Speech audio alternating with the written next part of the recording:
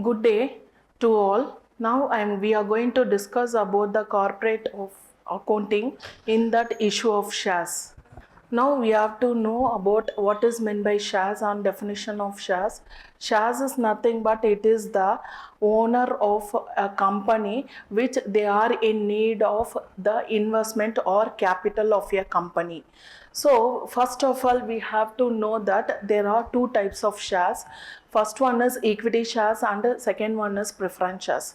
Equity shares is nothing but they have the owners of the company, then they have the rights to have the voting powers for the further discussion at the time of board of meetings. Then preference shares are the persons who have the preferably given the dividend towards the equity shareholders, that is preference shareholders. So they are said to be the person who is having the assets of the company. Then what is meant by issue of shares? So issue of shares is nothing but when the company are in need of your capital, then company will decide that they are in investment of shares and they call for the public to have a investment towards the shares. What is the reason, what are the objectives of shares? Means first one is they are a company have to raise the fund, and second one is in case of any new projects has been increased or innovation of liquidity. Then now what is the procedure for issuing of shares? First of all, the first point is the board had to approval that this percentage of shares is needed for the further for the company. Then they have to prepare a prospects up to what level of shares is needed for the company. And third one is regulatory complementary. Then this is the requirement that they have to file the necessary documents towards the register for the registration of the shares.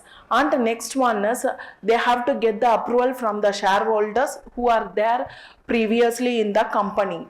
Next one is they have to underwrite and they have to manage to issue how many shares have to be taken off. Next one is after all this process is over, the pricing and the allotment should be there. At what percentage or what of each share should be priced. Then towards the investor, pricing offers will be also there in case of whether they have to call the public for the par value, discount value or premium value.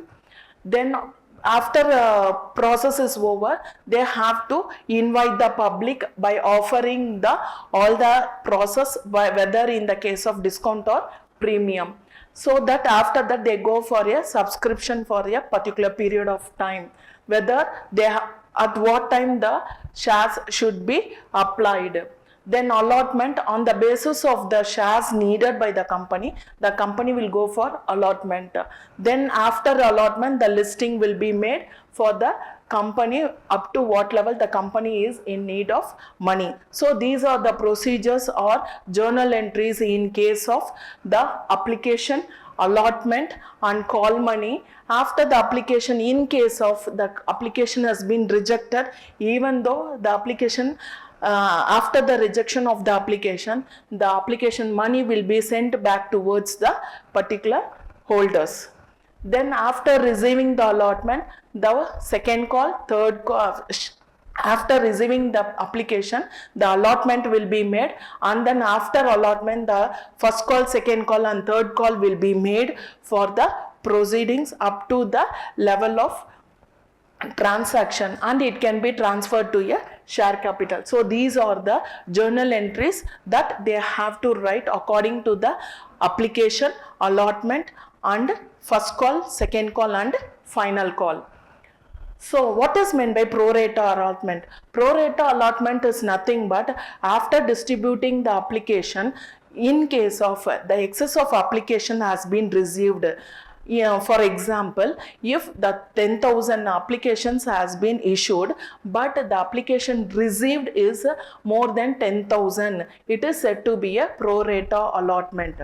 For example, if they receive the excess of amount of application, the percentage of allotment of shares should be made according to 1:2 basis. The application will be allotted, and this is the journal entry for the pro rata allotment of shares. Next, we are going to discuss about the calls in arrears and calls in advance. What do we mean by calls in arrears? Means in case of shareholders didn't pay any amount regarding the first call, second call and final call. In this any call, the arrears has been made by the shareholders. It is said to be the calls in arrears. So we can go for a journal entries and it can be treated as a called up share capital. The journal entry can be entered in the case of calls in arrears account data to shareholders account data. Next one is we are going to discuss about the calls in advance. Calls in advance means in case of the shareholders are ready to pay the excess or buy to excess shares of before the after the capital investment is made, even they can buy the excess of shares before itself they can pay a amount in advance. For example, in case of the shareholders has to pay the final call at the time of the end, but they are ready to pay at the first call itself. This is said to be the call in advance. So it will be treated in a current liability in the balance sheet. So this is the journal entry for this bank account data to calls in advance account. Thank you.